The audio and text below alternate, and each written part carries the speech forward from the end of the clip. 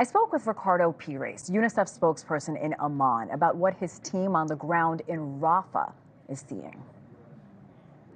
Oh, Hannah, we're seeing the horrors of war affecting children day after day, and this has been happening to them for the last 7 months. And now we have nearly 300,000 people who've been asked or forced to move away from Rafah into these so-called humanitarian zones in Al-Mawasi, Deir al-Balah, and Khan Yunis. But these zones are anything but safe for children. They don't have the required infrastructure for them to survive day after day. They don't have food, water, and moreover, they don't have protection for a large amount of children who are now being displaced yet again, some of them for the third, fourth time.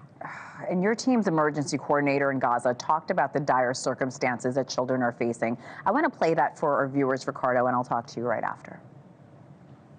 I've seen firsthand many children who've lost limbs, who've suffered horrific burns, these type of injuries. And of course, the impact on the mental health of all children in the Gaza Strip is terrible, and it's getting worse. So it's not just the physical stress, but the mental stress, like your colleague said. What needs to happen here? Absolutely, Hannah, and that's a very good question. People are just exhausted. They're terrified, and they know that everything they have been going through up until now is about to get worse, because now they're going to the last strip of land that will be made available for them to try and survive this horror that keeps going on and on for 7 months.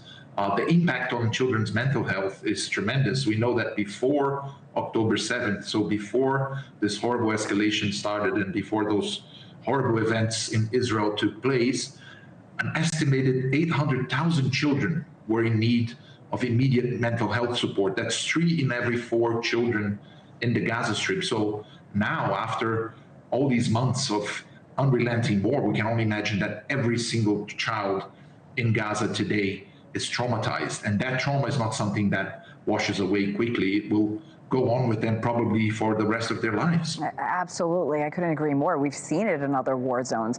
Now Israel is preparing a ground offensive in Rafah. How are you and UNICEF working to protect your team in the region? Because this is a dangerous job, as you well know, Ricardo.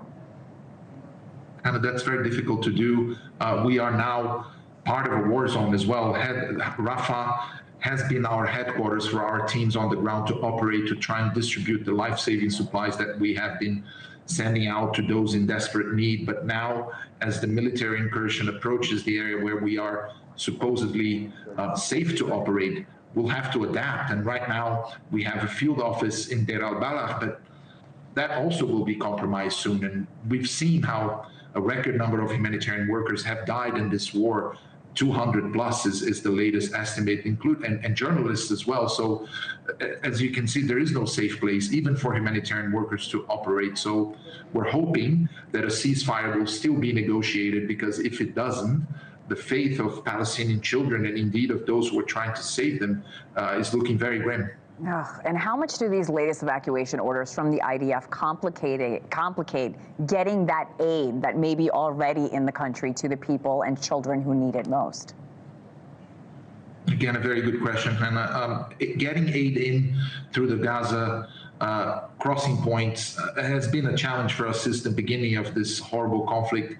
It was never enough. Not enough aid was ever getting to those in need, especially children who need water, food, medicines to treat their illnesses and diseases spreading on the ground, as we know, because of lack of sanitation and just the horrible conditions that they've been living on.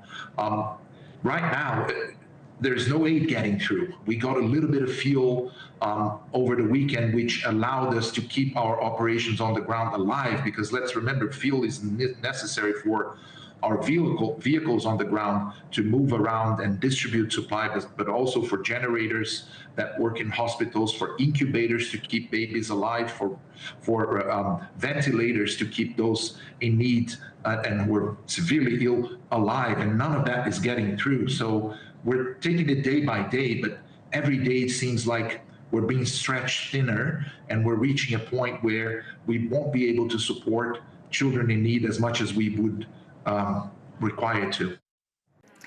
Thanks for watching. Go to joinnn.com to find NewsNation on your television provider. And don't forget to click the red subscribe button below to get more of NewsNation's fact-driven, unbiased coverage.